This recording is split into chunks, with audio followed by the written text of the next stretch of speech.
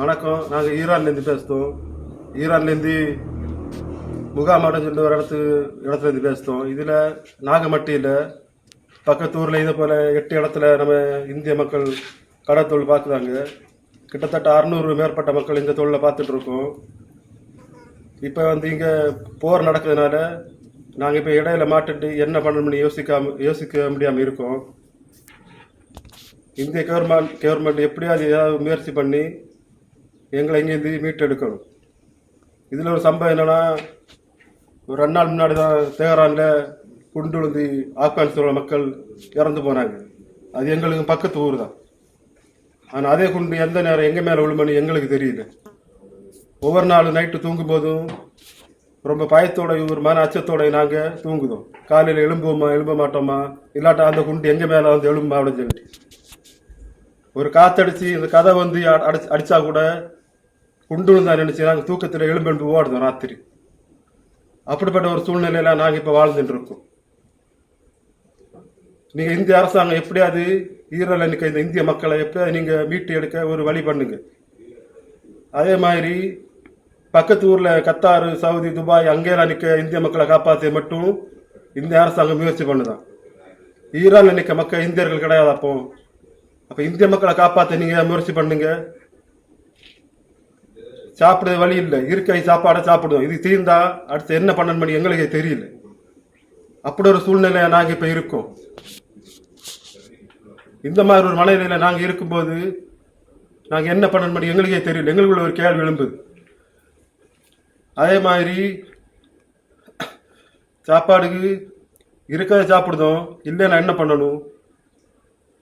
இந்திய அரசாங்கத்துக்கு ஒரு 4-5 நாள் முன்னாடி தான் நாங்கள் இங்கேருந்து இப்படி ஒரு சூழ்நிலை மாட்டி போனோம். எங்களை மீட்டெடுங்க சொல்லி இந்திய அரசாங்கத்துக்கு நாங்கள் அறிவிப்பும் கொடுத்தாச்சு. அவங்களும் இன்னும் பண்ணுதோம், நாளை பண்ணுதோம் சொல்லி பதில் வாரை தவிர எங்களை காப்பாற்ற இந்திய அரசாங்கம் எந்த முடிவுமே எந்த ஒரு இதுவும் எடுக்கலை, எந்த ஒரு ஆக்ஷனுமே எடுக்கலை. அதே மாதிரி இதனால எங்களை என்ன பேசணும் எங்களுக்கே தெரியல. அந்த ஒரு குழப்பத்தில் நாங்கள் இப்போ வாழ்ந்துட்டு இருக்கோம். இப்போ நாங்கள் போடுற வீடியோ கூட ஒரு ஆளுக்கு செல்ல அது நெட்டு கிடச்சிது. வேற எங்கே இருக்க மக்கள் யாருமே நெட்டு கிடச்சில. இப்போ நாங்கள் இந்த வீடியோ உங்களை அனுப்புவோம். அந்த வீடியோ பார்க்க நீங்கள் இருக்கும். ஆனால் அனுப்புனா நானும் இல்லாட ஏன்னா பெறமணிக்க மக்கள் இங்கே நிற்குவாள் சொல்லி எனக்கு தெரியாது. புரியுதா? அதனால நீங்கள் எப்படியாவது இந்திய அரசாங்கம் எங்களை எடுக்க முயற்சி பண்ணணும். இந்த வீடியோவை நீங்கள் பார்த்துட்டு லைக்கோ கமெண்டோ பண்ண நான் உங்களை சொல்லல. இந்த வீடியோவை நிறைய மக்களுக்கு ஷேர் பண்ணி நாங்கள் இங்கே நிற்கதை வேற மக்களுக்கு தெரிவித்து இந்திய அரசாங்கத்துக்கு இந்த குரல் போய் எத்தணும். நாங்கள் இந்த மாதிரி ஈரானுக்கு மீன் பிடிக்கிற தொழிலுக்காக வந்தோம். எங்களுக்கு இங்கே இருக்க முடியல. சாப்பாடு கிடையாது, உணவு கிடையாது, எந்த ஒரு வசதியுமே கிடையாது, அடிப்படை வசதி எதுவுமே கிடையாது. இன்டர்நெட்டு ஃபுல்லாக கட் பண்ணிட்டாங்க. எங்களால் நாங்கள் இங்கே சிக்கி தவிக்கிறோம். இந்தியா கவர்மெண்ட்டு எங்களை உடனே மீட்டெடுக்கணும். இல்லைனாக்கா எங்கள் உயிருக்கு உத்தரவாதம் கிடையாது.